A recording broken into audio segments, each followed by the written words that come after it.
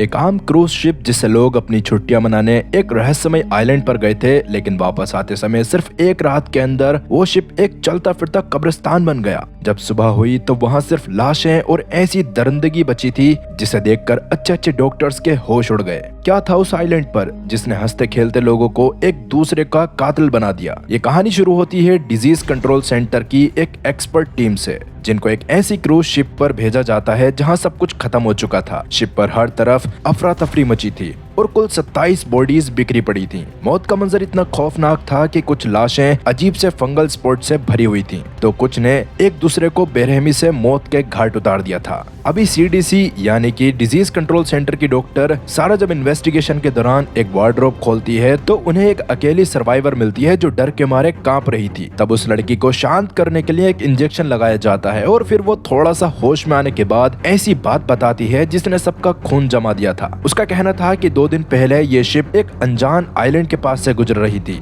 जिस पर जाने से वैसे तो टूर गाइड ने सबको मना करा था, लेकिन ये एस्थेटिक के ये पैसे वाले लोग किसी की बात मानते कहाँ हैं, इसलिए वो सब उस आइलैंड पर चले गए। लेकिन अगले ही दिन वो सब एक अजीब से वायरस से इन्फेक्ट हो गए और शिप पर वापस आके उन्होंने पागलों की तरह एक दूसरे को जान से मारना शुरू कर दिया। ये जानकर किसी को समझ नहीं आता कि आखिरकार ये किस तरह का वायरस है, पर सच्चाई तो ये थी कि ये बस शुरुआत है और असली खेल तो अब शुरू होने वाला है। खैर, अभी सीडीसी का लीड एक्सपर्ट पीटर, जो पिछले सीजन के वायरस एक्सपर्ट डॉक्टर एलन का भाई था, वो समझ जाता है कि ये कोई आम बीमारी नहीं बल्कि एक खतरनाक वायरस है जो सीधा इम्यून सिस्टम पर अटैक करता है। अब वैसे इस कहानी का 2nd सीजन है और जो लोग मुझे पहले से फॉलो कर रहे हैं वो जानते हैं कि डॉक्टर एलन ने क्या झेला था और उसका इस कहानी में भी कितना बड़ा योगदान होने वाला है। उसको मैं ऑलरेडी एक्सप्लेन करके अपने चैनल पर अपलोड कर चुका हूँ, जिसका लिंक आपको हर बार की तरह पिन कमेंट या फिर डिस्क्रिप्शन में मिल जाएगा। खैर, अभी सोर्स को ढूंढने के लिए पीटर खुद भी उसी आइलैंड पर जाने का फैसला करता है, जिस पर सिक्योरिटी कमांडर को थोड़ा सा डर लग रहा था, मगर आखिरकार पीटर उसे मना लेता है कि कमांडर पीटर और उसकी टीम को वहां छोड़ आए। अब वहां पहुंचने के बाद पीटर कमांडर उससे वादा करता है कि वो 2 हफ्ते बाद उन्हें लेने के लिए आ जाएगा, क्योंकि पीटर के हिसाब से इस वायरस के बारे में अच्छे से पता करने और उसके सैंपल्स कलेक्ट करने के लिए 2 हफ्ते इनफ टाइम था। अब वैसे पीटर अपने साथ शिप में मिली हुई उस औरत को भी लाया था, जिसके साथ आइलैंड में अंदर की तरफ कदम रखते ही सब देखते हैं आइलैंड बिल्कुल सुनहरा और घना था, जहां दूर दूर तक इंसान का कोई नामो निशान नहीं था। खैर, अभी आधा दिन भटकने के बाद भी उनके हाथ में कुछ नहीं लगता, जिससे सब परेशान हो रहे थे। लेकिन तभी उनकी नजर एक पेड़ पर पड़ती है जहां एक खरगोश उल्टा लटका हुआ था और सबसे अजीब बात कि उसकी दोनों आंखें गायब थीं। उसे देखकर वो सर्वाइवर औरत अचानक डर के मारे जंगल के अंदर भाग जाती है, जो देखकर पीटर और उसके साथी भी औरत के पीछे जाने लग गए थे और इसी भाग दौड़ में सारा के पैर से एक नुकीली लकड़ी आर पार हो जाती है। अब क्या सारा इस घने जंगल में बचेगी? और पक्का ये लड़की किसी तरह के वायरस से इन्फेक्टेड तो नहीं थी? सारा के दिमाग में यही सवाल चल रहे थे कि तभी टीम का आर्म्ड प्रोटेक्शन मेंबर काइल वहां रुककर सारा के जख्म को संभालता है, जितने में ही पीटर भी उस औरत को वापस ले आया था। मगर अभी जब उन लोगों की नजर उस लड़की के पास पड़ती है तो सब दंग रह जाते हैं, क्योंकि पास में किसी ने काफी सारी नुकीली लकड़ी लगाई हुई थी, जिसे देखकर सब समझ जाते हैं कि ये जानवर पकड़ने के लिए किसी इंसान का बनाया हुआ जाल है और इसका मतलब इस आइलैंड पर कोई न कोई रह रहा है, मगर कौन? सब इस बारे में सोच ही रहे थे कि तभी वो औरत बताती है कि वो भागी भी बस इसलिए थी क्योंकि उसने झाड़ियों की तरफ किसी की परछाई को भटकते हुए देखा था। वो इस बारे में बोल ही रही थी कि तभी अचानक उसकी आंखों में वही पुराना खौफ लौट आता है, जिसको नोटिस करके जब पीछे पलटते हैं तो उन्हें एक पेड़ के नीचे एक इंसानी खोपड़ी पड़ी हुई दिखाई दी। अभी जब पीटर उसको देखकर पेड़ के दूसरी तरफ जाता है तो उसके पैरों तले जमीन खिसक जाती है, क्योंकि वहाँ एक नहीं बल्कि सैकड़ों हजारों इंसानी खोपड़ियां पड़ी हुई थी। आखिरकार इस आइलैंड में ऐसा था क्या? पीटर इस खौफनाक बात के बारे में सोच ही रहा होता है कि तभी सन्नाटे को चीरते हुए जंगल में एक चीख गूंजती है। किसी ने उस सर्वाइवर औरत को खींच लिया था और वो अचानक गायब हो चुकी थी। बिना एक पल गवाए टीम उस रास्ते पर दौड़ती है जहां उन्हें जगह जगह खून के धब्बे मिल रहे थे। तभी उन्हें घने पेड़ों के बीच एक पुराना केबिन दिखाई दिया और जब काइल उसको खोलता है तो वो पूरी तरह सुनसान था, जैसे बरसों से वहाँ कोई न रहा हो। पर जैसे ही उनकी नजर किचन के फर्श पर पड़ती है, वहाँ खून का एक गहरा तालाब था और अभी जब सब छत की तरफ देखते हैं तो उनकी रूह कांप जाती है। वो सर्वाइवर औरत छत से उल्टी लटकी हुई थी और उसकी मौत बिल्कुल उस खरगोश की तरह की गई थी, यानी उसकी दोनों आंखें गायब थीं। लोगों को कहना सुना था कि मैं तुम्हारी आंखों में डूब जाना चाहता हूँ, मगर इस कदर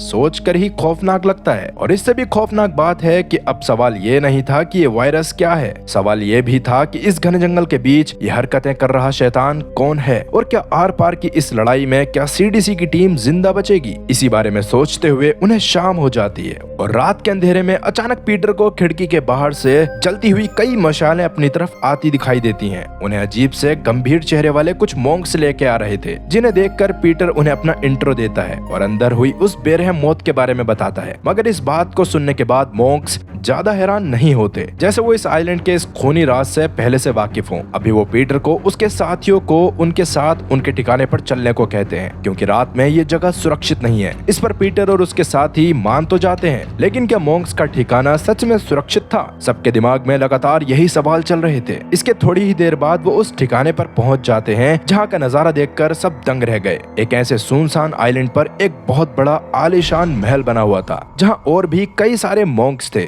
जिन्हें शुरुआत में बाहर के लोगों को आता हुआ देखकर डर लग रहा होता है। अब वैसे उस महल का लीडर माइकल नाम का अधेड़ उम्र का एक आदमी था, जो पीटर और उसके साथियों को बताता है कि वो लोग जंगल में कदम नहीं रखते, क्योंकि बाहर के जंगल में जंगली जानवरों से भी ज्यादा खौफनाक चीजें रहती हैं। मगर वो खौफनाक चीजें क्या थीं? माइकल ने उन्हें इस बारे में अभी कुछ नहीं बताया था। इसके बाद माइकल उन्हें आराम करने के लिए कमरा देता है, जिस दौरान वैसे तो माइकल और बाकी मॉन्क्स बहुत अच्छे लग रहे थे, लेकिन उसी महल की बेसमेंट में एक बहुत ही खौफनाक खेल चल रहा था। एक जवान लड़की को एक्सपेरिमेंटल टेबल पर बेरहमी से बांधा गया था, जैसे वहाँ कोई भयंकर इंसानी एक्सपेरिमेंट चल रहा हो। खैर, इस बात से अनजान सारा अपने कमरे में अकेली बैठी थी। तभी एक मॉन्क उसके लिए चाय लेकर आता है, जो वैसे तो नॉर्मल बात थी, लेकिन अभी सारा अंधेरे की वजह से इस भूतिया जगह पर अपनी सबसे बड़ी रोशनी को नहीं पहचान पाती। असल में उसके लिए चाय लाने वाला शख्स कोई और नहीं बल्कि पिछले सीजन वाला डॉक्टर एलन था, जो उन सभी इमोर्टल लोगों को मारने के मिशन पर है, जिनकी आंखें सिल्वर रंग में चमकती हैं। असल में अब तक एलन ने लारिया ग्रुप यानी उन्हीं इमोर्टल्स के कई बेसिस उड़ा दिए थे, जिससे काफी सारे इमोर्टल्स मर चुके होते हैं। उसी समय उसकी इंटेरोगेशन के दौरान उसे इस आइलैंड का नक्शा मिला था और तभी से वो भेस बदलकर इस महल में आया हुआ है। खैर, अगले ही दिन सुबह जब सारा अपनी गहरी नींद से जागी तो उसके तकिए पर खून का एक गहरा तालाब बना हुआ था। पर हैरानी की बात यह थी कि सारा इसे देखकर डरी नहीं, जैसे उसे इसकी आदत हो। वो चुपचाप साफ सफाई करती है और खिड़की के बाहर देखती है, जहां मॉन्क्स की एक लंबी लाइन चर्च के अंदर जा रही थी। उस भीड़ में उसे अचानक डॉक्टर एलन की एक झलक दिखती है, जिसे देखते ही सारा तुरंत बाहर की तरफ दौड़ती है, लेकिन वो दोबारा उसे ढूंढ नहीं पाती। उस समय उसे एक ऐसा मॉन्क दिखता है जिसका पूरा चेहरा फंगल स्पॉट से भरा हुआ था। सारा उसके करीब जाने ही वाली थी कि वो अचानक सन्नाटे में गायब हो जाता है। फिर जब सारा भागते हुए चर्च के हॉल में पहुंचती है तो उसके कदम वहीं थम जाते हैं। उस जगह सारे मॉन्क्स इकट्ठा होकर कोई अजीब सी सेरेमनी कर रहे थे। इस रस्म को सारा कोने में छिपकर देखती है, जिस दौरान ही उसे एलन वापस दिखाई दे जाता है,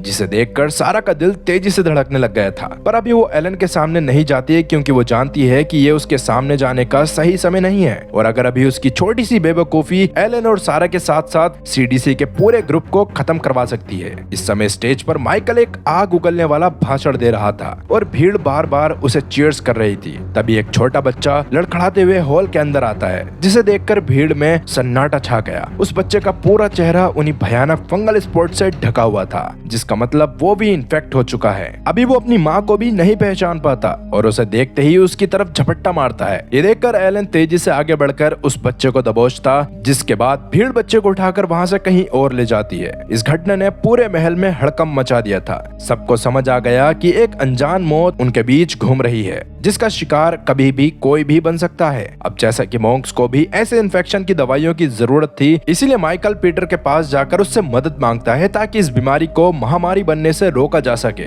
जिस पर पीटर हाँ तो कह देता है, लेकिन उसने साफ बता दिया था कि ऐसे बेहद इलाके में बिना किसी लैब या जरूरी सामान के दवाई बनाना काफी मुश्किल है। इस पर माइकल उसे एक बहुत ही चौंका देने वाली बात बताता है कि असल में इस महल के अंदर पहले से ही एक फुली रेडी लैब मौजूद है, जिसमें वायरस के सैंपल्स भी हैं। एक रिलीजियस जगह पर ऐसी एडवांस लैब क्या कर रही है? पीटर और उसके साथियों के दिमाग में यही सवाल बार बार आ रहा था, पर उनके पास सोचने का इतना समय नहीं होता। खैर, इसके बाद सारा पीटर को अकेले में ले जाकर एलन के बारे में बताती है, जिस बारे में सुनने के बाद तो पीटर दंग रह गया था। पर उसके बावजूद वो सारा को कहता है कि एलन एक वांटेड क्रिमिनल है, इसलिए उससे दूर रहना ही बेहतर है। ये सुनकर सारा शांत होकर उस इन्फेक्टेड बच्चे का ब्लड सैंपल लेने जाती है, जबकि पीटर अपनी टीम को लेकर उस दूसरे इन्फेक्टेड मॉन्क को ढूंढ ढूंढने निकल जाता है जिसे सारा ने सुबह देखा था। वो अपनी टीम के साथ महल के ठंडे और अंधेरे बेसमेंट में आगे बढ़ती है, जहाँ जल्दी ही उन्हें वो इन्फेक्टेड आदमी मिल गया था जो बिल्कुल पागलों की तरह अजीब हरकतें कर रहा था।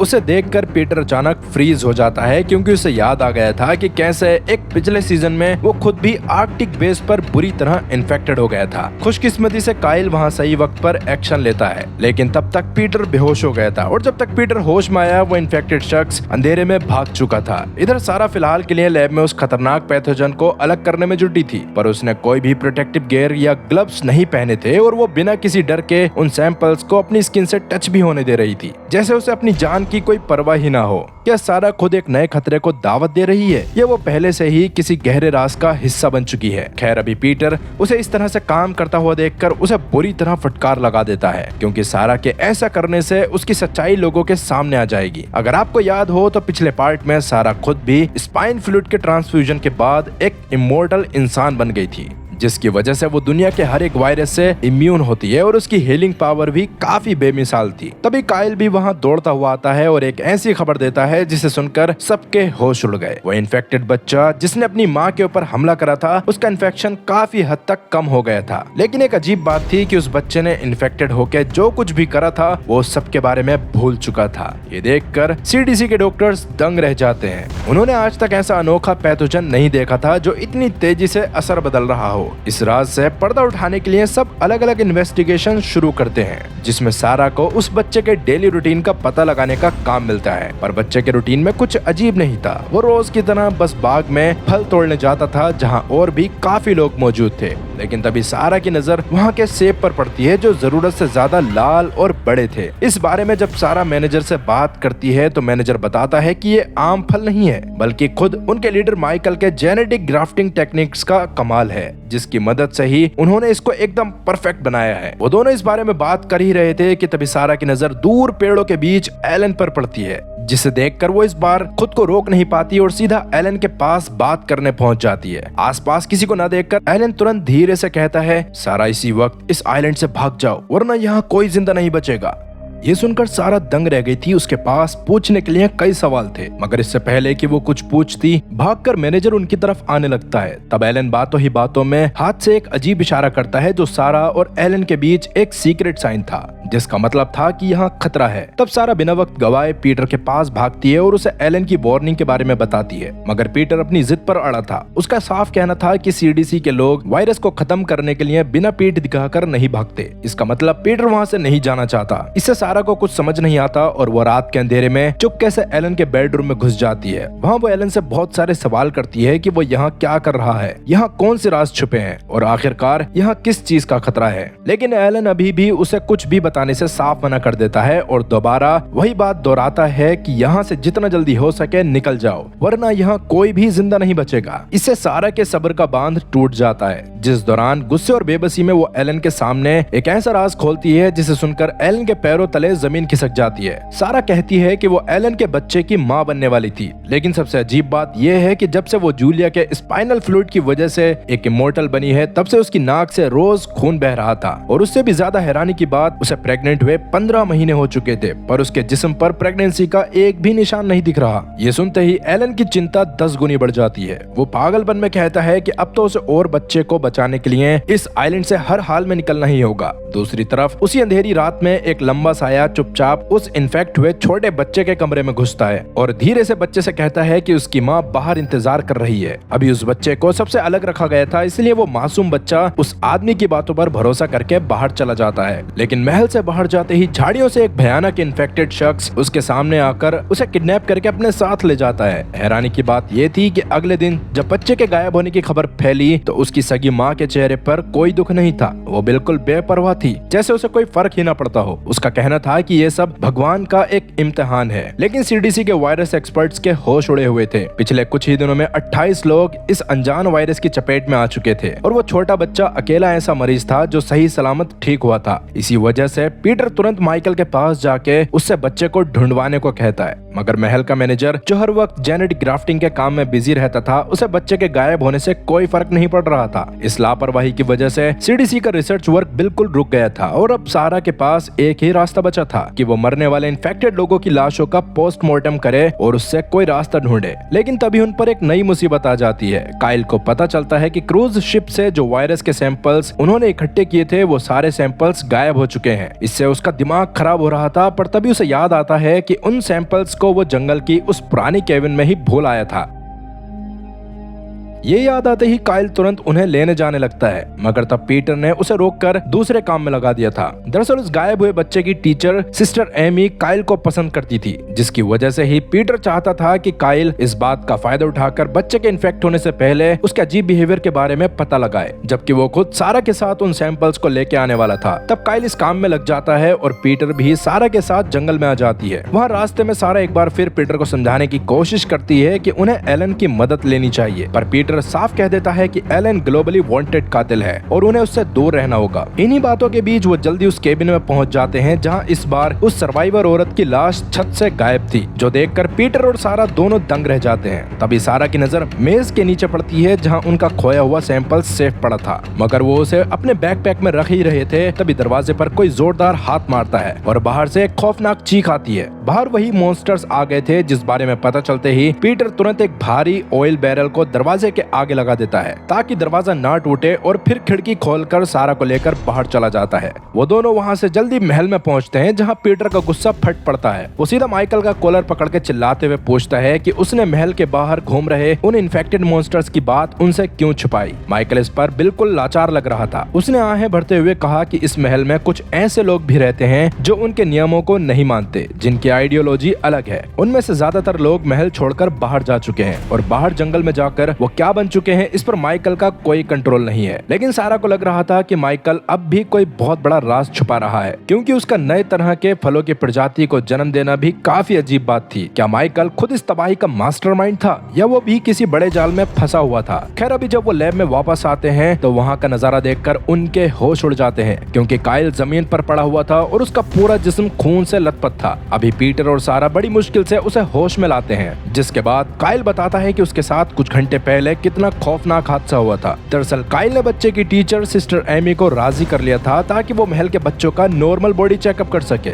इस मौके का फायदा उठाकर वो बच्चों से उस गायब हुए बच्चे के बारे में पूछने लगता है। तभी एक छोटी लड़की उसे धीरे से बताती है कि उस गायब बच्चे को नियम तोड़ने की सजा मिली है। ये सुनकर काइल दंग रह गया था, लेकिन सिस्टर एमी के पास में खड़े होने की वजह से वो लड़की आगे कुछ भी नहीं बताती। मगर अभी उस लड़की के शांत होने के बाद भी एमी को इस बारे में पता चल जाता है, जिसके बाद वो तुरंत एक सीक्रेट लैब में जाती है, जहाँ वो एक अजीब से पौधे से एक फल तोड़ती है, जिसका पाउडर बनाकर उसने उसे एक मेटल इनहेलर में डाल दिया था। और बाद में जब बच्चे खेल रहे थे, तभी एमी उनके पास जाके उन्हें वो इनहेलर सुंघाती है, जिसके अगले ही पल देखते ही देखते वो छोटी लड़की जो काइल से बात कर रही थी, उसकी आंखें अजीब तरीके से कांपने लगती हैं। इसके थोड़ी देर बाद जब काइल दोबारा उस लड़की से कोई क्लू लेने जाता है, तो बच्ची की अजीब हालत को देखकर उसके होश उड़ गए थे। इवन बाकी बच्चों की हालत भी ऐसी थी जिन्होंने बिना वार्निंग के काइल पर हमला कर दिया था, जिसके बाद वो सब मिलकर काइल को पत्थरों से मारना शुरू कर देते हैं। खुशकिस्मती से बच्चे के अंदर इतनी जान ना होने की वजह से काइल को बस छोटी मोटी चोटें आई होती हैं, लेकिन बच्चों का ये बिहेवियर बेहद डरावना था। अभी सारा ये सुनते ही समझ जाती है कि ये किसी खतरनाक ड्रग के नशे करने पर होता है। लेकिन अभी जब वो सब बच्चों के हॉस्टल पहुंचते हैं तो वहाँ बच्चे नॉर्मल हो चुके थे और उन्हें थोड़ी देर पहले हुई उस मारपीट की एक भी बात याद नहीं थी। ये सच में काफी ज्यादा अजीब बात थी, क्योंकि ऐसा ही उस इन्फेक्टेड बच्चे के साथ भी हुआ था, जो अब किडनैप हो चुका है। इसी वजह से काइल को भी यकीन हो जाता है कि कोई उन्हें वहाँ से भगाना चाहता है, इसलिए उसने उन बच्चों का इस्तेमाल करा है। उधर लैब में उन इन्फेक्टेड सैंपल्स को देखते हुए सारा कंफर्म करती है कि ये एक ऐसा वायरस है जिसे आज तक उन्होंने कभी नहीं देखा। इसके बाद सारा एक बार फिर पीटर पर जोर डालती है कि उन्हें एलन की मदद लेनी चाहिए, क्योंकि उसके पास ऐसी अजीब बीमारियों का बहुत बड़ा एक्सपीरियंस था। अभी के समय तक पीटर खुद भी पैनिक हो चुका था, इसलिए वो आखिरकार अपने भाई से बात करने के लिए राजी हो जाता है। लेकिन एलन खुद इस महल के राजों को ढूंढने में लगा हुआ था। वो एक समय समय कुछ वाइन्स के बड़े बड़े वुडन कंटेनर्स को देखता है जिन्हें वेयर हाउस के अंदर ले जाया जा रहा था। ये सच में काफी ज्यादा अजीब बात थी क्योंकि महल में अल्कोहल पर पूरी तरह बैन था, जिसका मतलब था कि उन बैरल्स के अंदर शराब नहीं बल्कि कुछ और है। इसीलिए रात में काम खत्म होने के बाद एलन जैसे तैसे उस वेयर हाउस में घुसने में कामयाब हो जाता है। वहाँ हर तरफ हनी और जैम के बड़े बड़े डब्बे रखे थे और वहाँ रखे वाइन के कंटेनर में बस एक अजीब सा इंसानी दांत पड़ा हुआ था। अभी एलन उस दांत को देख ही रहा था कि तभी पीछे से पीटर उसके सर पर जोरदार वार करके उसे बेहोश कर देता है। दरअसल जैसा कि हमें पिछले सीजन में पता चला था कि पीटर खुद भी उसी इमोर्टल ऑर्गेनाइजेशन यानी लारिया ऑर्गेनाइजेशन के साथ काम करने लग गया था, तो कहीं ना कहीं उसका कॉन्टेक्ट अभी भी उस ऑर्गेनाइजेशन से था और इस महल में आने का उसका मकसद सिर्फ वायरस रोकना नहीं था। उसे सुबह के समय पर ही लारिया के सीनियर्स के पास से मैसेज आया था कि अगर एलन सच में महल में है तो पीटर को ये पता लगाना होगा कि एलन वहाँ क्यों है। खैर अभी 1 साल के लंबे इंतजार के बाद दोनों भाई इस महल में आमने सामने थे। इस दौरान पीटर एलन के सामने नाटक करता है कि एलन उसे उस जगह पर पहले से ही बेहोश मिला था। इसके बाद वो खुद ही एलन के जख्म पर टांके लगाने लगता है और उससे जानने की कोशिश करता है कि वो यहाँ क्या कर रहा है। इस पर एलन उसे कुछ ना बताकर उसे भी सेम बात कहता है कि उसे बस यहाँ से कैसे भी निकलना पड़ेगा क्योंकि ये जगह बहुत ज्यादा ही खतरनाक है। मगर पीटर इस पर मना करते हुए सीडीसी की जिम्मेदारियों का बहाना बनाता है। अब वैसे महल के लोगों की साजिश की वजह से सीडीसी की इन्वेस्टिगेशन ठप हो चुकी थी, पर तभी बाग में काम करने वाले किसान को फल तोड़ते वक्त एक मधुमक्खी काट लेती है, जिस दौरान शुरू में तो उसको कुछ नहीं होता मगर उसी रात उस किसान की हालत बहुत ही ज्यादा खराब हो जाती है और अगले ही सुबह उसका पूरा चेहरा खौफनाक फंगल स्पॉट से भर जाता है। इसके कुछ घंटे के अंदर ही उस किसान की मौत हो जाती है, जिस मौत ने महल के लोगों के अंदर भी काफी खौफ फैला दिया था और उन्हें लग रहा था कि वो लोग भी कभी भी इस वायरस से इन्फेक्ट होकर मारे जा सकते हैं। तब माइकल आगे बढ़कर भीड़ को शांत करने की कोशिश करते हुए कहता है कि उन्हें सीडीसी के एक्सपर्ट्स पर भरोसा रखना चाहिए जो इस बीमारी को फैलने से जरूर रोकेंगे। इस पर फिलहाल सब शांत हो जाते हैं। वहीं जब सारा उस किसान की लाश का पोस्टमार्टम करती है तो उसे एक नई सच्चाई पता चलती है। वो किसान उसी जानलेवा अनजान वायरस से मरा था, जिस दौरान ही किस्मत से सारा की नजर स्किन पर बी निडल मार्क पर चली जाती है, जिससे उसे समझ आ गया था कि ये वायरस किसी इन्फेक्टेड कीड़े की वजह से फैला है। तब सारा इस बारे में पीटर को बताने जा ही रही थी कि रास्ते में उन्हें एलन मिलता है जो अपने सर की पट्टी करवा कर आ रहा था, जिसने थोड़ी देर पहले ही पिछले मरीजों की टेस्ट रिपोर्ट्स देखी थी और तब उसे पता चला था कि सब इन्फेक्टेड लोगों की बॉडी में एक चीज कॉमन थी कि उनकी बॉडी में ग्लाइकेटेड हीमोग्लोबिन का लेवल जरूरत से ज्यादा हाई था, जिसका मतलब था कि इन्फेक्ट होने से पहले उन सब ने कोई बेहद मीठी चीज खाई थी। इससे एलन को समझ आ जाता है कि हो ना हो ये सब मधुमक्खियों की वजह से हो रहा है। इस बारे में सच पूरी तरह जानने के लिए सारा उस गायब बच्चे की माँ के पास जाके पूछती है कि क्या उसके बच्चे ने इन्फेक्ट होने से पहले शहद खाया था। ये सुनते ही वो औरत गुस्सा करते हुए कहती है इस महल में हनी आम लोगों के खाने के लिए नहीं है और नियम तोड़ने की हिम्मत कोई नहीं करता। उसने ये भी कहा कि जब से सीडीसी के लोग यहाँ आए हैं महल में एक के बाद एक नई बीमारियां फैल रही हैं, लेकिन असली खुलासा बाग के दूसरे कोने में होने वाला था। इस समय तक काइल भी सच्चाई के बारे में जानने के लिए बाग में पहुंच चुका था, जहां मधुमक्खियों का शोर बढ़ता ही जा रहा था। आखिरकार उसे बाग के आखिरी छोर पर एक दीवार से टंगे हुए कई बी हाइव्स मिलते हैं। इसे काइल समझ जाता है कि एलन सही है, इसलिए वो अभी उस हनी का सैंपल कलेक्ट करता है और फिर टेस्टिंग में ये साबित हो जाता है कि उसी बी हाइव का शहद असली मुसीबत की जड़ है। ये खबर सुनते ही पीटर इस बारे में माइकल को बताने का सोचकर माइकल को तुरंत जाकर उस जहरीले छत्ते को तबाह करने को कहता है, जिस पर काइल भी प्रोटेक्टिव सूट पहनकर ये काम करने के लिए पहुंच जाता है। मगर अब तक वहां का नजारा बदल चुका था। फर्श पर शहद की एक बोतल बिखरी पड़ी थी और थोड़ी दूर एक इन्फेक्टेड औरत जमीन पर गिरी हुई थी। वो काइल को देखते ही उस पर हमला करने आने लगती है। तभी वहाँ और भी इन्फेक्टेड लोग काइल के पीछे आ जाते हैं। उन सब ने अपना दिमाग पूरी तरह खो दिया था, इसलिए काइल अपनी जान बचाकर भागने लगता है और एक टूल उठाकर उन्हें मारता है, जिससे एक आदमी बेहोश हो जाता है और फिर काइल वापस उसी दीवार के पास आ जाता है और वहाँ अब सिर्फ एक इन्फेक्टेड शख्स था।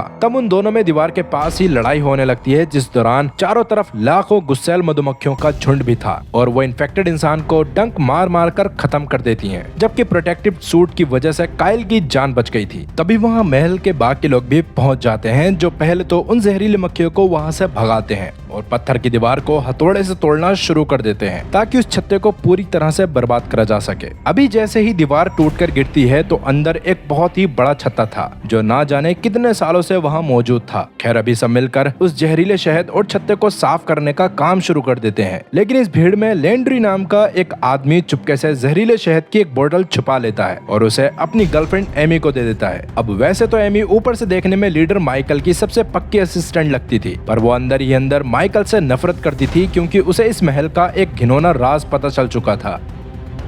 उधर सारा उस गायब बच्चे का सुराग ढूंढने के लिए बच्चों के हॉस्टल में जाती है, जहां तलाशी लेने पर उसे बच्चे का टेडी मिलता है, जिसको लेकर जब वो उस बच्चे की माँ के पास जाती है तो वो उस टेडी को देखकर दंग रह जाती है, क्योंकि बच्चा अपना टेडी कभी भी नहीं छोड़ता था। और यहीं से सारा के दिमाग में आने लगता है कि पक्का उस बच्चे को गायब करना किसी बड़ी साजिश का हिस्सा है। हालांकि अभी भी उस बच्चे की माँ को लग रहा था कि ये भगवान की एक परीक्षा है, इसलिए वो इस बारे में ज्यादा नहीं सोचती, मगर सारा का दिमाग खराब होता जा रहा था। इससे वो उससे और सवाल करने की कोशिश करती है, जिससे गुस्से में वो औरत पागलपन में एक खंजर सीधा सारा के पेट में घोंप देती है, जिससे सारा खून से लथपथ होकर जमीन पर गिर गई थी। किस्मत से थोड़ी देर बाद बिल्कुल सही समय पर काइल की नजर उस पर पड़ती है, जो उसे लेकर महल की पुरानी डॉक्टर के पास ले गया, जो पूरी रात एक ऑपरेशन करके आखिरकार सारा की जान बचा लेती है। लेकिन इसके थोड़ी देर बाद जब वो बूढ़ी औरत सारा को चेक करने वापस आई तो उसके घाव देखकर उसके पैरों तले जमीन खिसक गई। दरअसल सारा का जख्म पूरी तरह सही हो चुका था, जिसकी वजह से डॉक्टर को शक होता है कि सारा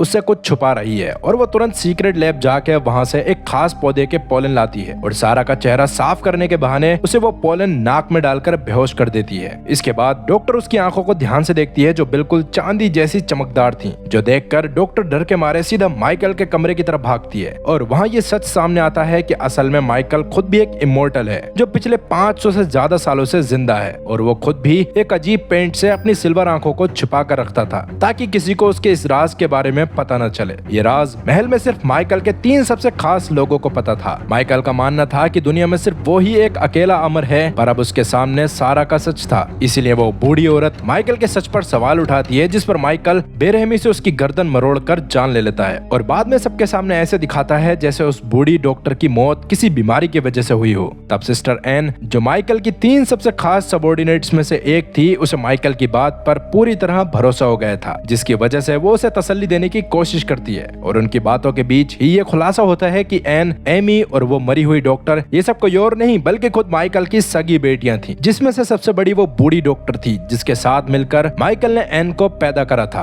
और बाद में एन के साथ मिलकर एमी को। मतलब माइकल अपनी ही बेटियों से अपने और बच्चे पैदा कर रहा था। इसी वजह से माइकल ने उन्हें अपना राज भी बता रखा था। अब आप लोग भी यही सोच रहे होंगे कि माइकल कितना बड़ा बेटी, सॉरी गाइस, मगर यहाँ पर माइकल से एक बहुत ही बड़ी चूक भी हुई होती है, क्योंकि असल में उसे नहीं पता था कि उस डॉक्टर ने माइकल के पास आने से पहले सारा के इमॉर्टल होने के बारे में एन को भी बता दिया था, मगर एन अभी माइकल से इस बारे में कोई बात नहीं करती। इसके बाद वो एन, जो असल में एमी की माँ थी, वो एमी के पास जाके उसे उसकी नानी के मरने के बारे में बताती है। इस बात को सुनकर एमी पूरी तरह दंग रह जाती है, क्योंकि उसकी नानी बिल्कुल भी बीमार नहीं थी, और उसे समझ आ चुका था कि यहाँ पक्का कोई न कोई गड़बड़ तो जरूर है। पर एन उससे इस बारे में बात ना करके एमी को इस बारे में याद दिलवाती है कि अब उसे उनके 500 साल पुराने रिवाज के हिसाब से अब एन को माइकल के एक बच्चे को पैदा करना पड़ेगा, जो सुनकर एमी इसके लिए साफ मना कर देती है, क्योंकि वो इस घिनौने रिवाज का हिस्सा नहीं बनना चाहती थी। इस पर एन उसे याद दिलवाती है कि वो लोग कभी भी माइकल के ऑर्डर को नहीं काटते, और आज नहीं तो कल एमी को ये काम करना ही पड़ेगा। एमी इस बात को सुनकर नफरत से भर जाती है, और उसके दिमाग में अब एक ही बात चल रही थी कि इस महल में जितना ज्यादा वायरस फैलेगा उतना ही माइकल का कंट्रोल कम होगा और उसे यहाँ से भागने का मौका मिल जाएगा। इसलिए वो अपने बॉयफ्रेंड लैंड्री को जाके इस बारे में बताती है, और दोनों एक प्लान बनाते हैं। फिर उस डॉक्टर के फ्यूनरल के टाइम पर जब माइकल स्टेज पर भाषण दे रहा था, तो लैंड्री चुपके से उस जहरीले शहद को वहाँ रखे मीठे फलों पर लगा देता है, जिसे सेरेमनी खत्म होने के बाद सभी लोगों में बांटा जाने वाला था। फिर ऐसा होने पर कुछ ही देर में पूरे चर्च में लोग पागल होके एक दूसरे पर हमला करना शुरू कर देते हैं, और कई इन्फेक्टेड लोगों का झुंड तो अपने ही बच्चों पर टूट पड़ता है। इससे वहाँ हड़कंप मच गया था। तब काइल तुरंत अपने हथियारों के जरिए हालात संभालता है और उन इन्फेक्टेड लोगों को कैद करना शुरू कर देता है। इससे जल्दी ही महल के डाइनिंग हॉल को एक टेम्पररी आइसोलेशन वार्ड बना दिया गया था, जहाँ सारे मरीजों को रस्सी से बेड पर जकड़ दिया जाता है, और सीडीसी की टीम मरीजों का दर्द कम करने और इस नए हमले की वजह ढूंढने में लग जाती है। तब इन्वेस्टिगेशन में उन्हें वही मीठे फल मिलते हैं, और उन्हें समझ आ जाता है कि इन्हीं की वजह से वायरस सभी लोगों में फैला है, और पक्का ये काम किसी ने जानबूझकर करा है। लेकिन इस पूरी अफरा तफरी के बीच सारा जब चारों तरफ नजर घुमाती है, तो उसे एक अजीब बात पता चलती है कि उनका लीड एक्सपर्ट एक्सपर्ट पीटर वहाँ से गायब था। दरअसल इस हंगामे से ठीक एक दिन पहले जैसा कि पीटर को एलन के बारे में पता करने के लिए कहा गया था और काफी ज्यादा कोशिश करने के बाद भी उसे कुछ पता नहीं चला होता, तो उसी वजह से वो पिछली रात माइकल के पास गया था, जहां उसने माइकल को एलन के बारे में बता दिया था कि वो माइकल के लिए खतरनाक हो सकता है। इस बात को जानते ही माइकल उसी रात एलन को पकड़कर एक अंधेरी अंडरग्राउंड जेल में डलवा देता है, लेकिन एलन के साथ साथ उसने पीटर को भी वहाँ पर डलवा दिया था, जहाँ दोनों भाई अब एक ही अंधेरी कोठरी में आमने सामने कैद थे। तब माइकल वहाँ आकर पीटर के धोखे का पूरा सच एलन के सामने खोल देता है, जिसे सुनकर एलन का गुस्सा फट पड़ा था और दोनों भाइयों के बीच लड़ाई शुरू हो गई थी। फिर एक दूसरे को काफी देर तक बुरी तरह मारने के बाद दोनों अगल बगल बैठ जाते हैं, और जैसा कि बचपन में भी उनका बिहेवियर एक दूसरे के साथ ऐसा ही था, तो अभी बचपन के रिश्ते के आगे उनकी नफरत थोड़ी कम पड़ जाती है। अभी प्रेजेंट में अचानक एलन पीटर को बाहर निकलने का एक रास्ता बताता है। जैसा कि जेल का दरवाजा जमीन से लगभग 2 मीटर से ज्यादा ऊपर था, तो वहां से निकलने के लिए उन्हें एक इंसानी सीढ़ी बनकर पहले एक बंदे को बाहर निकालना पड़ेगा और उसके बाद पहला वाला दूसरे को ऊपर खींच लेगा। ये प्लान पीटर को भी काफी अच्छा लगता है, जिस दौरान सबसे पहले वो बाहर निकलना चाहता था, लेकिन एलन ने साफ कह दिया था कि वो खुद सबसे पहले बाहर निकलेगा। इस पर ना चाहते हुए भी पीटर मान जाता है और पीटर एलन को अपने कंधे पर उठाकर जैसे तैसे बाहर निकालने में कामयाब हो गया। मगर ऊपर पहुंचते ही एलन पीटर को ऊपर खींचने की बजाय दरवाजे को बंद कर देता है, क्योंकि एलन को पता था कि पीटर बाहर आकर वापस से कोई ना कोई चाल चलेगा। असल में एलन को यह बात भी पता चल चुकी थी कि पिछले पार्ट में पीटर ने सबको धोखा दिया था, जिसकी वजह से जूलिया गायब हो गई थी और आर्कटिक बेस में बड़ा धमाका हुआ, और सबसे बड़ी बात उनके काफी सारे साथी जिन्हें नहीं मरना चाहिए था वो सब भी मारे गए थे। इसीलिए अब एलन वहाँ से चला जाता है। फिर एलन वहाँ से सीधा लैब में जाता है, जहाँ अभी भी सारा नहीं बल्कि काइल था, और काइल ने एलन को देखते ही उसके हाथ में हथकड़ी लगा दी थी।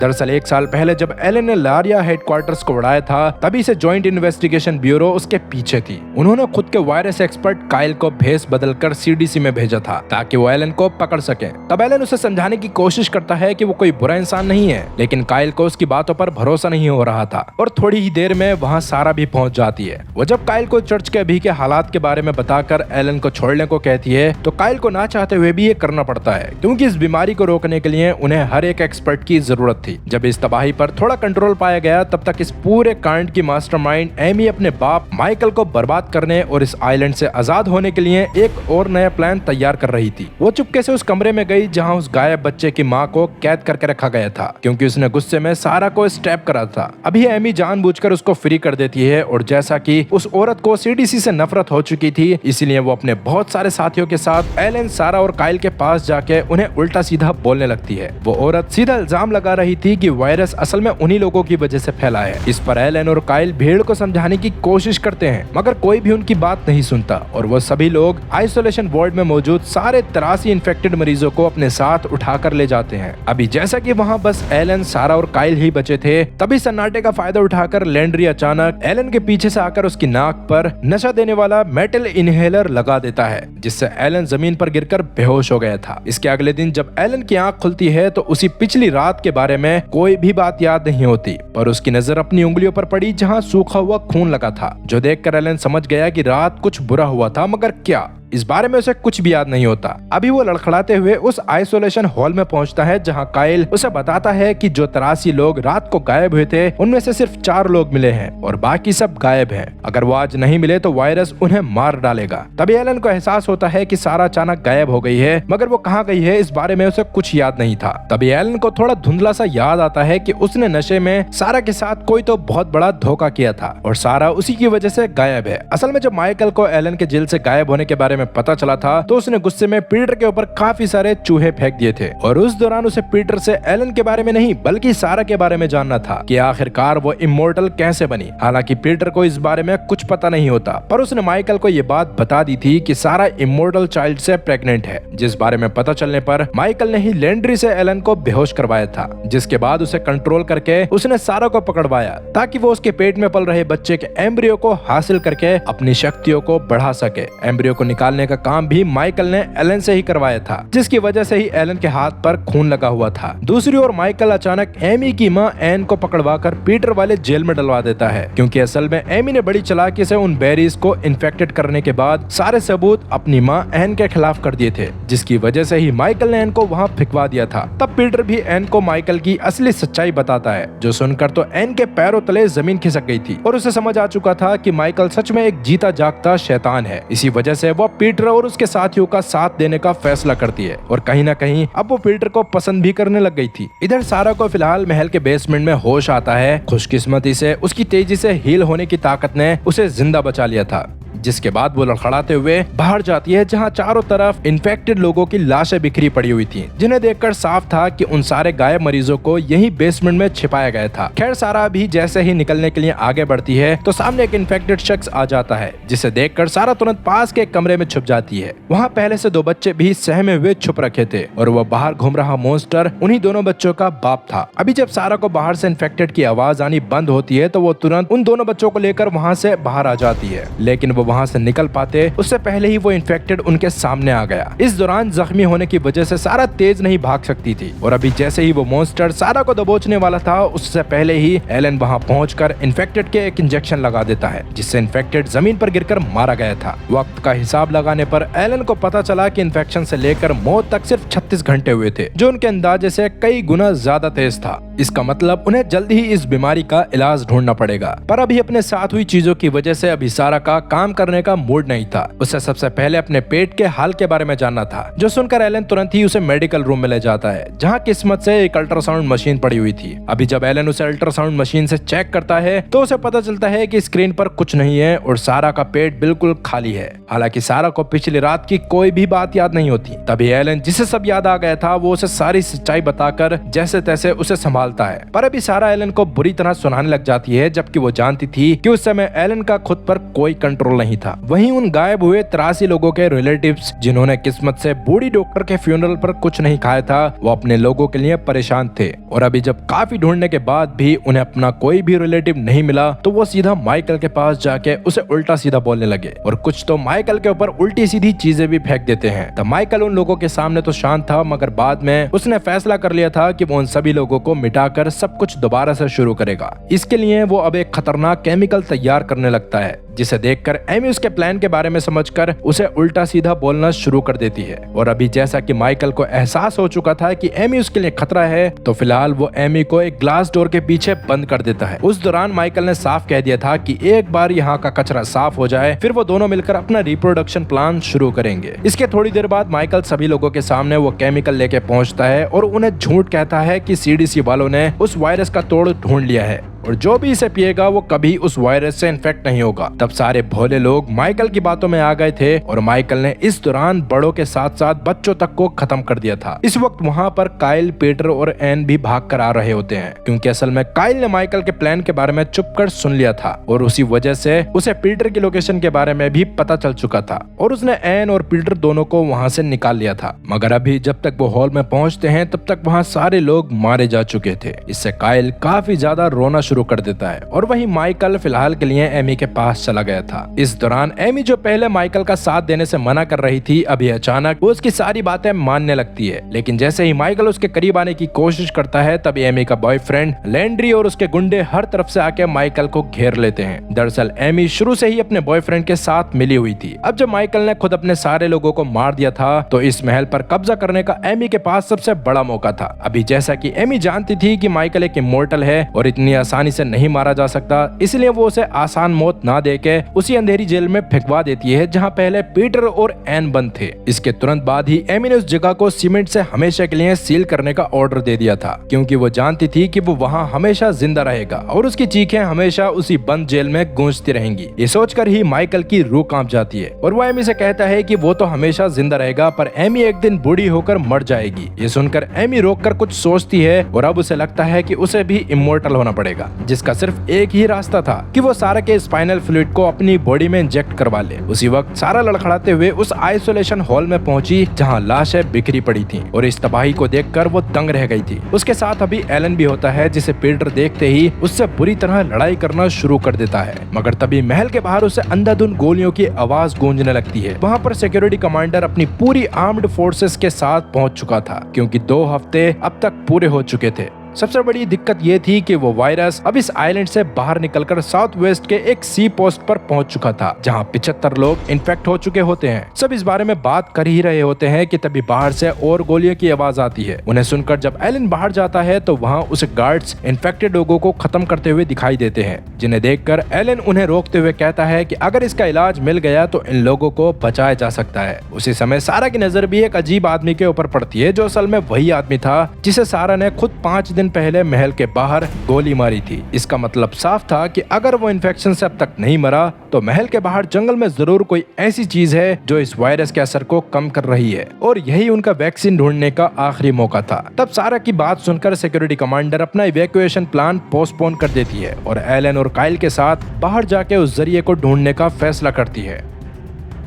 इस समय सोल्जर्स पूरी तरह आर्म्ड होकर उस घने जंगल में दाखिल हो चुके थे जहां काफी देर ढूंढने के बाद जब उन्हें कुछ नहीं मिला तो सब एक जगह पर आराम करने के लिए रुकते हैं, जहां अचानक उन्हें पता चलता है कि उनकी टीम का एक गार्ड अचानक गायब हो चुका है। ये जानकर सबने उसे ढूंढना शुरू कर दिया था, पर थोड़ी देर बाद जब वो मिलता है तो उसकी हालत देखकर सब हैरान रह गए थे। पहली बात वो मर चुका था, दूसरी बात कि उसे भी पेड़ से उल्टा लटकाया हुआ था और तीसरी और सबसे खौफनाक बात ये थी कि उसकी भी दोनों आंखें गायब थीं। इससे सब काफी डर जाते हैं, लेकिन कमांडर समझ गई कि कातिल आसपास ही है। तब काइल को साइड में जाने पर सेम हालत में एक खरगोश भी पेड़ से उल्टा लटका दिखाई देता है, जिसे देखकर वो सोच ही रहा था कि ये सब कौन कर सकता है कि तभी उसे पास में एक लड़का नजर आया। ये लड़का कोई और नहीं बल्कि वही इन्फेक्टेड बच्चा था जिसे महल से किडनैप कर लिया गया था। वो अब तक पूरी तरह सही हो चुका होता है, लेकिन उसकी भी एक आंख नहीं थी। इस समय काइल के पास उसका कोई भी साथी नहीं होता, पर फिर भी काइल उस बच्चे से बात करने जाता है, पर तभी पीछे से कोई काइल के सर पर एक जोरदार वार करता है और उसे बेहोश करके अपने साथ कहीं घसीट कर ले गया। इसके बाद जब काइल की आंख खुली तो वो एक छोटे से केबिन में कैद था और उसके हाथ मेज से जकड़े हुए थे।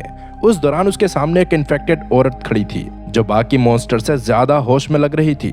वो मुस्कुराते हुए काइल को एक कटोरी में खाना ऑफर करती है, लेकिन जैसे ही काइल उस कटोरी के अंदर देखता है तो उसमें एक इंसानी आंख तैर रही थी।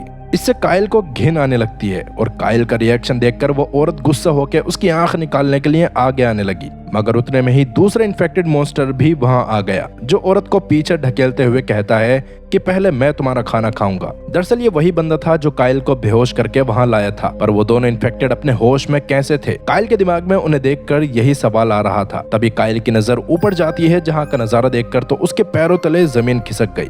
वहां किसी औरत की बॉडी को काट कर बुरी तरह लटका रखा था और इन्फेक्टेड लोगों के लिए वही उनका खाना था। हालांकि अभी वो दोनों इन्फेक्टेड लोग काइल को बिना कुछ करे वहां से चले जाते हैं क्योंकि उनका पेट भर चुका था। जिस मौके का फायदा उठाकर काइल उस छोटे बच्चे से बात करके उन इन्फेक्टेड के बारे में पूछता है, जिस पर बच्चा काइल को एक लाल लिक्विड दिखाते हुए बताता है कि जंगल के इन्फेक्टेड लोग इसलिए जिंदा और थोड़े होश में रहते हैं क्योंकि वो जंगल के पौधों से निकलने वाला ये खास लिक्विड पीते हैं। ये बात बताने के बाद बच्चा काइल को फ्री करने की कोशिश भी करने लग गया था, मगर तभी वहाँ एक इन्फेक्टेड आदमी के आने की वजह से वो कुछ कर नहीं पाया। तब रात के समय में काइल फैसला करता है कि उसे कैसे भी वहां से निकलना ही पड़ेगा और जैसे कि बच्चे ने उसकी रस्सी थोड़ी बहुत ढीली कर दी थी तो अभी काइल फ्री हो गया और भागने से पहले कमरे में रखी सारी जरूरी और मिस्टीरियस चीजें अपने बैग में भर लेता है ताकि लैब में उन पर रिसर्च की जा सके। उन्हीं सामान में वो इन्फेक्टेड हनी भी शामिल था, जिसको लेके जब काइल भागने लगा तो उसे एहसास हुआ कि वो रास्ता भटक गया है। उतने में ही वो इन्फेक्टेड आदमी भी वहाँ काइल को पकड़ने आ गया था जो सीधे उसे जान से मार देता है। तब अपनी जान बचाने के लिए काइल एक बहुत ही खतरनाक फैसला करता है और उस इन्फेक्टेड हनी को पी लेता है, जिससे अब वो भी इन्फेक्टेड हो गया था। हैरानी की बात ये थी कि काइल का ये खतरनाक दिमाग उन मॉन्स्टर्स पर काम कर गया। तब किस्मत से काइल का ये प्लान काम कर जाता है और जब वो इन्फेक्टेड आदमी उसे सूंघता है तो उसकी भूख अचानक मर जाती है, लेकिन इसका ये मतलब नहीं था कि वो उसे जिंदा छोड़ देगा। गुस्से में वो काइल पर हमला करता है, जिसके बाद वो काइल को जान से मारने ही वाला था कि तभी वहाँ एलन और उसके साथी काइल को ढूंढते हुए पहुंच जाते हैं। जिन्होंने सीधा दोनों इन्फेक्टेड लोगों को शूट करके खत्म कर दिया था। अब जैसा कि अभी काइल कुछ भी छिपाने की हालत में नहीं था, इसीलिए वो इन्फेक्टेड होने से पहले एलन को अपने और उस लाल लिक्विड के बारे में सब बता देता है, और अगर उन्हें वो रस जल्दी नहीं मिला तो काइल अगले 2 दिन के अंदर घुट घुट कर मर जाएगा। खुशकिस्मती से वो छोटा बच्चा जो अब फ्री हो चुका था, उसे पता था कि वो लिक्विड कहाँ पर है, इसलिए वो सुबह के समय पर सभी को उधर की तरफ ले जाने लगता है, जिस दौरान काफी हद तक कंट्रोल करने के बाद भी काइल की हालत बिगड़ती जा रही थी। उसे अजीब अजीब हेलुसिनेशंस हो रहे थे, उसकी बॉडी पर भी छाले पड़ चुके थे और बार बार काइल को ऐसा लग रहा था जैसे वो बच्चा उसका मजाक बना रहा है। इसलिए एक बार को तो काइल उसे सच में खाई में फेंक कर जान से मारने वाला था, पर अभी जैसे तैसे एलन सिचुएशन को संभालता है और काइल को होश में लाके बच्चे की जान बचा लेता है। इसके बाद आखिरकार वो बच्चा उन्हें उस पेड़ तक पहुंचा ही देता है जिससे वो लाल लिक्विड बाहर आ रहा था। अब टीम को ना सिर्फ वायरस के असर को खत्म करने वाला वो लिक्विड मिल गया था, बल्कि उनके साथ वो बच्चा भी सेफ वापस आ चुका था, जिसके खून में एंटीबॉडीज मौजूद थी। उन्हें पूरा यकीन हो गया था कि वो बहुत जल्द ही इस वायरस का इलाज ढूंढ निकालेंगे, लेकिन अभी उन्हें इस बात का अंदाजा नहीं था कि जब से वो बाहर आए हैं तब से महल में कितना बड़ा चेंज आ चुका है। असल में महल में कोई और नहीं बल्कि लारिया ग्रुप की लीडर जूलिया पहुंच चुकी थी, और अगर आपको याद हो तो ये वही है जिसको लास्ट सीजन में सारा ने अपना स्पाइनल फ्लूइड देके उसकी जान बचाई थी। दरअसल लारिया के मैनेजमेंट ने नार्विक वायरस के जरिए दुनिया की 70% पॉपुलेशन को साफ करने का प्लान बनाया था ताकि इमोर्टल्स के लिए रिसोर्सेज बचे रहें, लेकिन जूलिया जिसके अंदर कहीं ना कहीं इंसानियत अभी भी थी, उसको ये मास मर्डर मंजूर नहीं होता, और उसी दौरान उसे माइकल के बनाए गए एक ऐसे तरीके के बारे में पता चला था जो इंसानों में फर्टिलिटी पूरी तरह खत्म कर देता है और बाद में धीरे धीरे बस वर्ल्ड में इमोर्टल्स ही बचते। इसलिए जूलिया वहां उस टेक्नोलॉजी को लेने आई थी ताकि बिना मास मर्डर्स के लारिया के उस खूनी प्लान को रोक सके। हालांकि पहले उसने इसी काम के लिए पीटर को वहां भेजा हुआ था, मगर वो बस एलन को पकड़ने के चक्कर में फंसा रहा और उसका मिशन आउटपुट 0 आया। इस वजह से जूलिया आते ही सबसे पहले सबके सामने पीटर को बुरी तरह जलील करती है। उतने में ही वहां एन भी आ गई थी, जो एमी की हरकतों की वजह से काफी गुस्से में थी। असल में सारे लोग अब एमी के इशारों पर नाच रहे थे और एन की कोई इज्जत नहीं बची थी, इसलिए एन दिमाग चलाकर अभी पीटर के करीब आने की कोशिश करती है और पीटर को जलील होता देख एन खुद बीच में आ गई। और जैसा कि एन को पता था कि माइकल की वो स्टेरिलाइजेशन टेक्नोलॉजी कोई मशीन नहीं बल्कि वहाँ का सेब का पेड़ है जिसमें परफेक्ट सेब उगते हैं, इसी वजह से वो जूलिया को इस बारे में बता देती है। ये सुनते ही जूलिया ने उस पेड़ के बीज मांगे, पर एन उसे बताती है कि असल में उस पेड़ में बीज नहीं होते बल्कि इसकी खास जड़ से ही ग्राफ्टिंग करके नए पेड़ उगाए जाते हैं।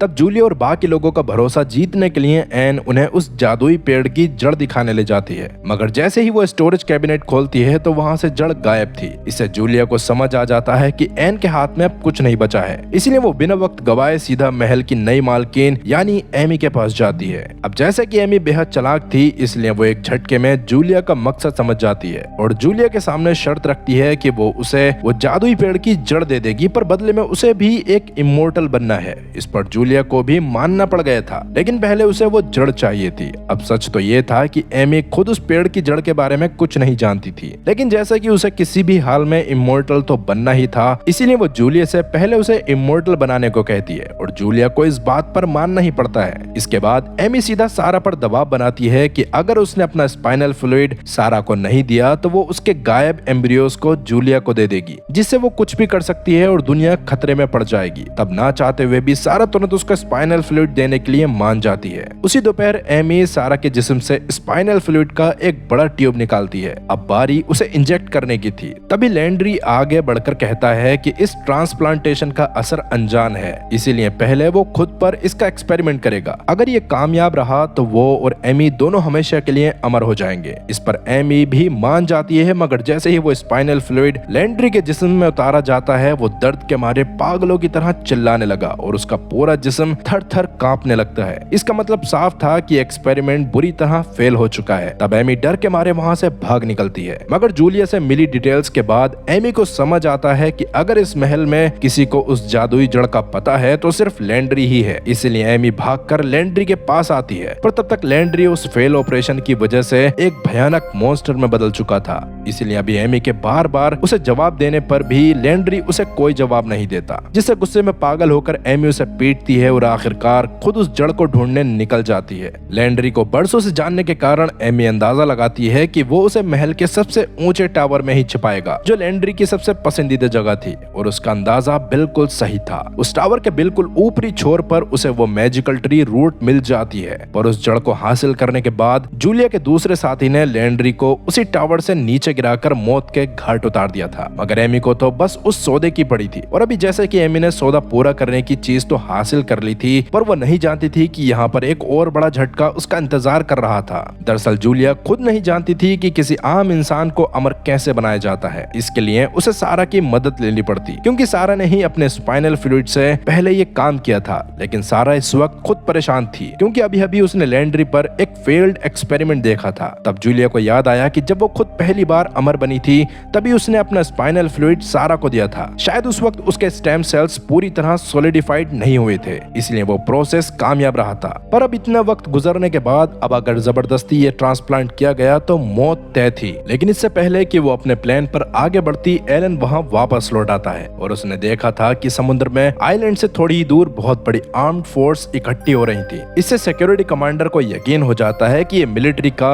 एक घेरेबंदी ऑपरेशन है, जिसका मकसद इस आइलैंड के वायरस को बाहर जाने से रोकना और यहाँ मौजूद हर एक जिंदा जान को हमेशा के लिए मिटा देना होगा।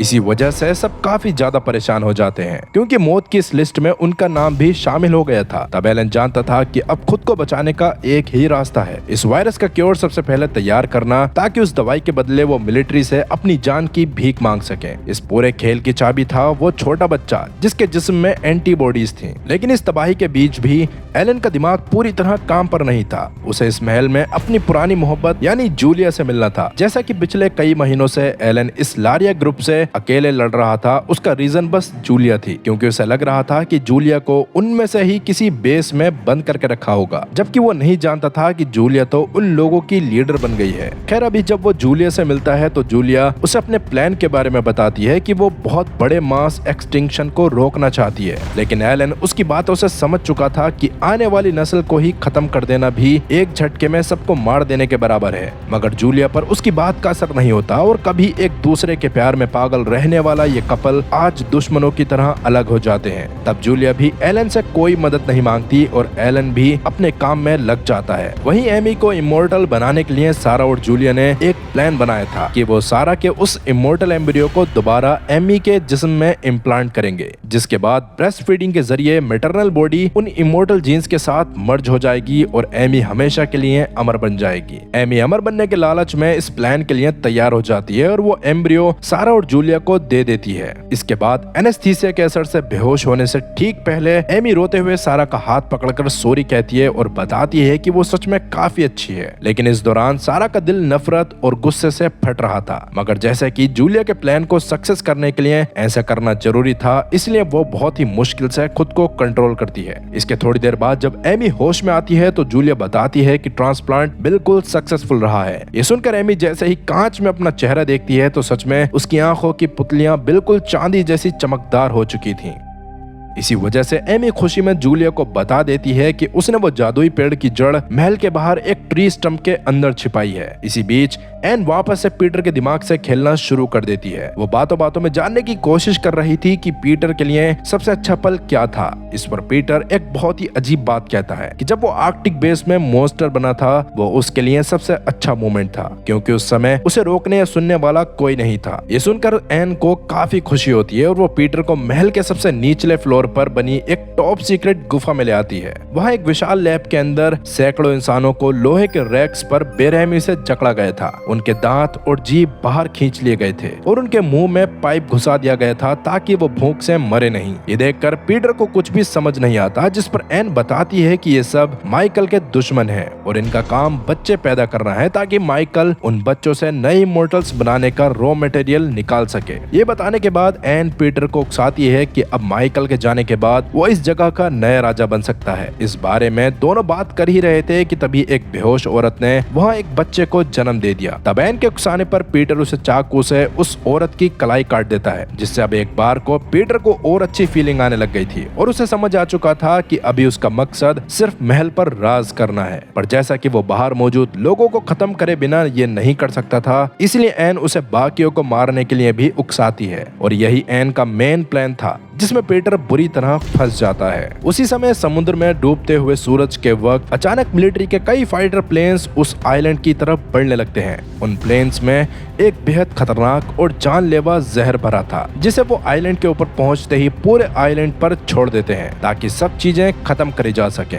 इससे महल के अंदर बचे सर्वाइवर्स को समझ आ गया था कि सबको मिटा देने का काउंटडाउन शुरू हो चुका है। इसकी वजह से महल के बाहर की तरफ मौजूद कमांडिंग ऑफिसर और उसके ज्यादातर साथी बचने की पूरी कोशिश करने के बाद भी मारे जाते हैं, जिस दौरान बस सारा और जूलिया ही ऐसी थीं जो बाहर जा सकती थीं। तब सारा तो अपने काम में लग जाती है और जूलिया तुरंत ही उस जड़ को लेने के लिए बाहर जाती है। इस दौरान एमी, जो अभी अभी इमोर्टल बनी थी, वो अपनी खुशी को रोक नहीं पाती और पॉइजन गैस में चली जाती है, जहां जाके उसे एहसास होता है कि सच में उसके साथ बहुत बड़ा धोखा हुआ है, क्योंकि उसे सांस लेने में दिक्कत हो रही थी, जिसकी वजह से कुछ ही देर में उसकी मौत हो जाती है। असल में जूलिया और सारा ने उसे बेवकूफ बनाया था और उसकी आंखों में बस सिल्वर पिगमेंटेशन डाला था। इसका मतलब अब एमी भी अपने लालच की वजह से मारी गई। दूसरी तरफ जूलिया भी उस रूट को हासिल तो कर लेती है, लेकिन पॉइजनस गैस की वजह से वो रूट पूरी तरह बर्बाद हो चुकी थी। पर अभी वो हार नहीं मानती और महल में अंदर जाके उसे सही करने की कोशिश करती है। उस समय तक एलन ने भी उस एंटीडोट को बना लिया था, जिसको जब वो काइल पर यूज करता है तो काइल सही होने लगता है,